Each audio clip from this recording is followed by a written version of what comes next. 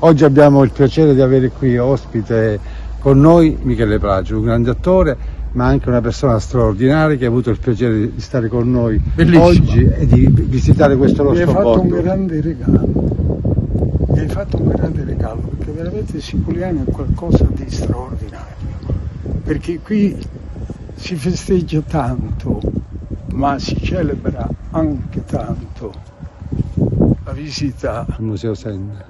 All'origine della famiglia Senna, no? che poi la bisnonna mi pare. Oh, sì, la bisnonna era proprio di Siculiano. Da lì siamo partiti. E da lì siamo partiti.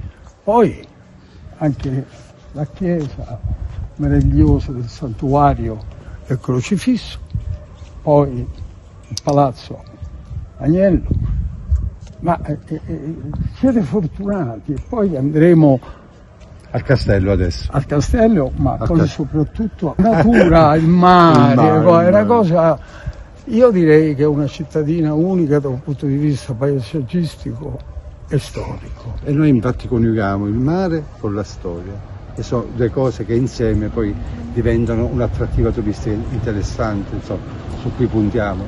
Ma noi puntiamo molto sulle radici, come hai visto, sulla memoria, che quello è fondamentale. Noi mettiamo insieme memoria e innovazione. Come hai avuto modo di vedere. Quello farà piacere almeno a tutti i siciliani vedere che io non mi occupo solo di cinema, ma anche di amore verso questa isola. E l'ha dimostrato oggi con noi. Grazie. Io ti ringrazio.